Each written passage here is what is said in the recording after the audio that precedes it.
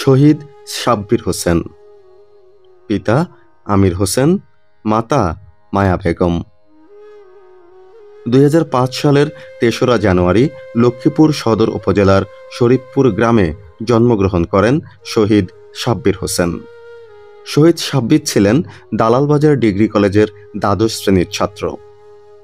তার পরিবারে মা, বাবা ও স্ত্রী কন্যা রয়েছেন।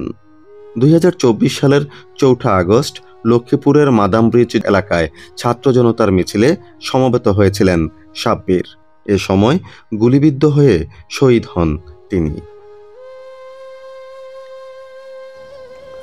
আসসালামু আলাইকুম, আমি শহীদ সাব্বিরের আম্মা।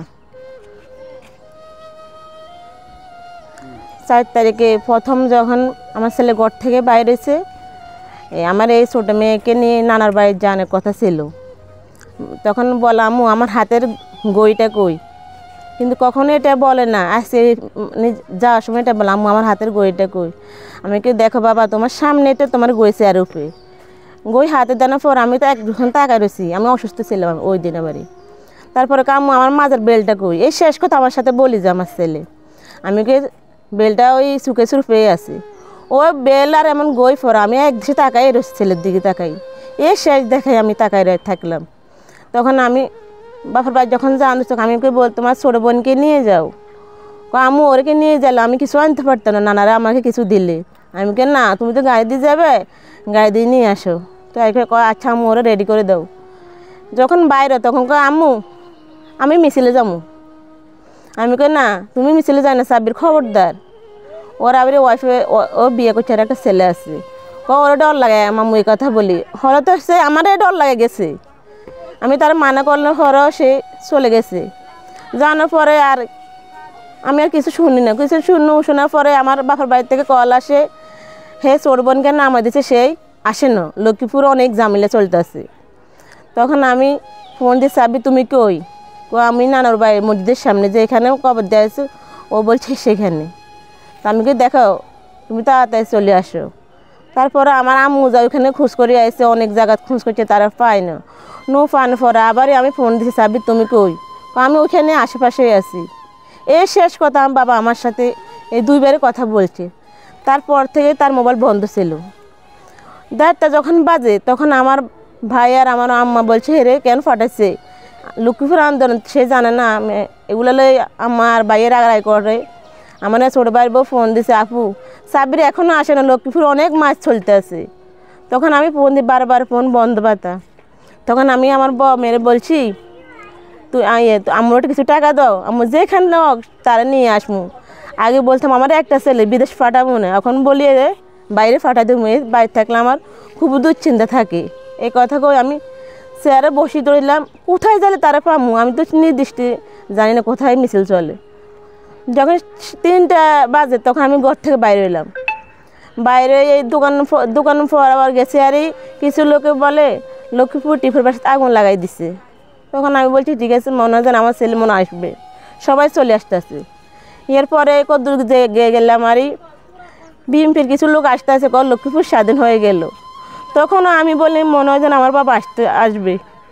কিছুক্ষণ পরে গেছে, একটা ছেলে আমাকে বলে ভাবি সাব্বির কাকা নাই বলে আর নাই। তখন আমি তো আর শার্টের কলার চাপে ধরছি, ধরার পরে আমি এখানে বলছি রাস্তার উপরে অনেক টায়ার টুয়ার ফুয়া দেয়, তারা কিন্তু আমাদের খবর দেয় না আমার ছেলে যে মারা গেছে। তারা ওখানে অনেক কিছু করতে আছে। করার পরে আমি ধরছি, ওরা কয় না না আপনার ছেলে ন, আপনার ছেলে ন। আপনার ছেলে কেমন? আমি কি আমার ছেলে লম্বা সুন্দর করি। এ কথা বলো আমি আরেকজনে ধরছি, হে বলেন না, মানা করে দিচ্ছে। আরেকজনে বলছেন হ্যাঁ হ্যাঁ আপনার ছেলে। এই কথা আমি ওইখানে চেঞ্জ করা হয়ে গেছি। চেঞ্জ করা হওয়ার পরে আমরা অনেকে তেলের পানি টানি দিয়ে উঠেছে। উঠার পর আমি বাড়িতে আসলাম, সবাই আমরা সান্ত্বনা দেয়। ওই সরা গুল্লি খাইছে, ওই মারা যায় না, ওই সদরে আছে। আমি কেউ না, আমার বাবা যদি সত্যিই মারা না যায় তাহলে আমার বাবা জানে আমি আমার বাবা চিন্তা করি সব সময়। ও আমার একবার ফোন দিলেও দিত। এই কথার পরে সবাই আমার সান্ত্বনা দিই, কিন্তু আমার মনে সান্ত্বনা লয় না। তখন আমি বারবার কইতেছি আমি জামুকো গাড়ি করে চলে না। তখন আমার একজনে টাকা 5,000 দিয়ে আর গাড়ি ভাড়া দিই, গাড়ি একটা উঠে দিচ্ছে, আর গাড়িওয়ালা যাইতো না, মেয়ে রাস্তার মাথা তো ওখানে বাংসুর করতে আছে। আমি কি ওখানে আমার বাবার বাড়ি, ওইখান থেকে আমি তোমার সামলা নেমু। এই এই কথা বলার পর আমি আমার ছোট ভাইরে ফোন দিলাম, ভাই সাব্বির নাকি আর নেই, কোথায়, আমি কি সদর মর্গে পড়ে রয়েছে। তাদের আমার বন্ধুদের ফোন দিলাম, এক আর কথাই বললাম, তারা ফোন কাটে দিয়ে লগে লগে আমি যাই সাথে তারা লাশ আমার ছিল অনেক লম্বা কান্দ করে নিয়ে আসতেছে। আমি দেখতে যখন দেখছি ভাই আমার নিয়ে ঘরে নিয়ে আসছে, যখন শোয়াইছে দেখেন একটা মানুষকে মানুষ এভাবে মারে, কত গুলির আঘাত দেখেন, এগুলো তো বুকের, তার মাথা, তার শরীরের প্রতিটা অঙ্গে জখম আছে। পোস্টমর্টম রিপোর্ট পরে আমরা পাইছি, তার উঠাই নিয়ে মারধর করে তারপরে 2টা লাশ পালাছে।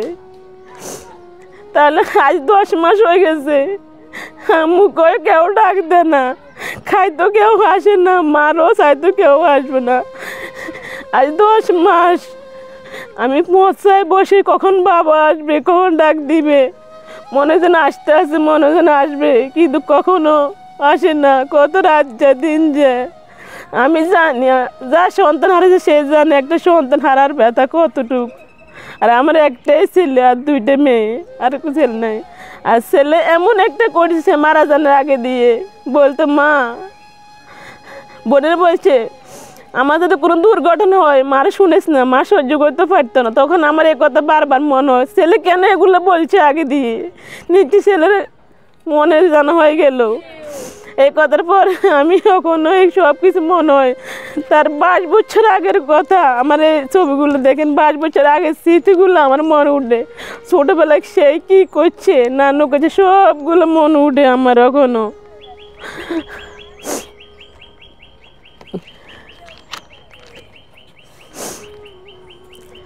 আর আমি চাই যারা আমার ছেলে এত অত্যাচার করে, এত নির্যাতন করে মারছে, লক্ষ্মী যত সন্তান মারা গেছে, কিন্তু আমার ছেলের মতন এতগুলো গুল্লি খাই কোনো ছেলে মারা যায়। আমি দেখছি 17 জন মানুষ মারা গেছে, কিন্তু আমার ছেলের মতন কারে মারানো, তারে একটা কয়েকটা গুলি করা হয়েছে, এমন মারা হয়েছে। তা আমি চাই তার হাসির হুকুম দেওয়া উচিত আমাদের সামনে, এমন এটাই দেখতে চাই আমি, আর কিছু না। আমার বুকটা যখন হা করে আমার ছেলের জন্য, আমি চাই তার সন্তান তার জন্য তা হা করুক, যে একটা মার সন্তান হারা গেলে কতটুকু কষ্ট সে বুঝুক। এটাই, আমি আর কিছু বলবো না। আসসালামু আলাইকুম, আমি শহীদ সাব্বিরের বোন। আমার ভাই যখন 4 তারিখে মানে সকালবেলা চলে যায়, তখন আম্মু তো অসুস্থ ছিল। তখন সকালে উঠে আমি তাদের সবাইকে নাস্তা বানাই দিই। আমি ওই রান্নাঘরে চলে গেছি রান্না করার জন্য। তখন সে মানে আম্মুর সাথে কথা বলে যে ওটা টোকায়। আমি তার দিকে অত নজর দিই নাই। আসলে আমি আমি কি জানতাম যে সে আর আসবে না, ওগুলোর দিকে অত মানে ইয়া করি নাই। পরে হে চলে গেছে, এমনিতে বলে গেছে যে শ্রাবন্তী বাইয়ে যায়। পরে হে আমারে আবার বলে গেছে যে আমি বাইরে জিজ্ঞেস করছি যে ভাইয়া আজকে কী রান্না করতাম। সে বলছে শ্রাবন্তী তুই আজকে মুরগির মাংস রান্না কর, আমি দুপুরে নানু বাড়িতে খাওয়া দাওয়া করি, রাতে আসি খামো। পরে আমি মুরগির মাংস রান্না করছি আর বলছি ভাইয়া খাবি, না আসি খামো। তো পরে হে চলে গেছে। চলে যাওয়ার পরে আমার ছোট বোনটাকে নিয়ে গেছে। নিয়ে যাওয়ার পরে ধরেন 2টা এরকম সময়ে আমার মামানি কল দেয় বলে শ্রাবন্তী সাব্বির তো এখানে আমাদের বাড়িতে আসে নাই, অহনাকে রাখি চলে গেছে।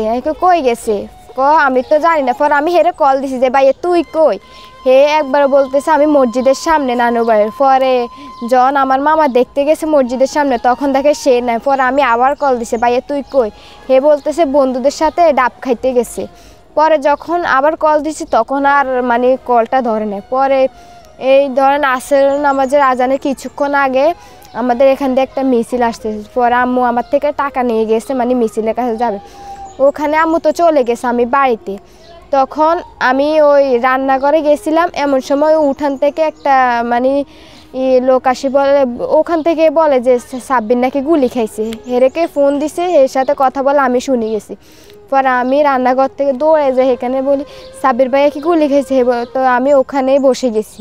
বসে যাই, কিছুক্ষণ পর আব্বুরও কল দিতেছে, আব্বু কল ধরে না, হয়তো নামাজ পড়তে গেছে সে, তাই ধরে নাই। তারপর আমি আম্মুরে টোকাইতেছে, আম্মু আমারে টোকাইতেছে যে হে কই। পরে আমি আসি, আম্মু নাকি বলে তোর ভাই আর নাই। পরে আমি আর কিছু বলি না, আমি আব্বুকে কল দিছি। তারপর আমার ওই মামা খালাতো ভাই যারা আছে সবাইরে কল দিছি। কল দেওয়ার পরে একটা ভাইয়া আমাদের হাতে 5,000 টাকা আর গাড়ি ভাড়া ধরাই দিয়ে বলে তোরা যা হেরে সদর হাসপাতাল থেকে নিয়ে আস। পরে আমরা ওখানে গেছিলাম। এরপরে আমাদের ওই মামাতো ভাইরে ওখান থেকে আমাদের নামাই নিয়েছে, বলে সাব্বির ভাইরে মামারা আনতেছে তোরা থাক। পরে আমি ওখানে আমরা নামে গেছি। পরে ধরেন 15 মিনিট পরে সাব্বির ভাইয়াকে আমার মামা মানে কাঁধে করে আনতেছে, তার হাত পা দোনোটা ঝুলানো আনতেছে। পরে ওর শরীর থেকে পুরো রক্ত ঝরতেছে। পরে আনি শোয়াইছে, মনে হয় মানে ধোয়ানো পর্যন্ত ওর শরীর থেকে রক্ত মানে কোনো ইয়ে ছিল না। তার 2টা নামাজের কাপড় আর একটা বিছানার চাদর নষ্ট হয়েছে ওর, আর শার্ট তো কোনো বলাই নাই। আর ওর সাথে আমার খুনসুটি অনেক বেশি ছিল, কারণ আমরা তো সমবয়সী ছিলাম। মানে ধরেন এই যেদিন মারা যাবো ওই দিন আগের দিন রাত্র আমি কল দিছি 9টা বাজে, ভাইয়া তুই কই ভাত খাবি না? হে বলে তোরা খায় আমি পরে আসবো। পরে 10টা 10:30 বাজে আসে, আমি ঘুমাই গেছি। পরে আমারে উঠেছে শ্রাবন্তী আমারে বাদ দে। আমি বলে আমি ঘুমাই গেছি তুই লই খা। পরে আম্মু শ্রাবন্তীর বলে আমারে বাদ দিতে। পরে আমি উঠি বাদ দিছি। এই প্রতিদিনে আমাদের হয়তো মানে কিছু না কিছু দিয়ে ঝামেলা লাগে থাকতো, আবার আদরও করতো। মানে ভাই বোনের মধ্যে যেরকম গুমসুটি সমবয়সী থাকলে তো ঝগড়া হয়, আবার মিলমিশে হয়। সে সব কথা মানে তার পার্সোনাল যত কিছু আছে সব কিছু আমার কাছে শেয়ার করতো, অন্য কারোর কাছে না হলে আমার কাছে শেয়ার করতো আর কি।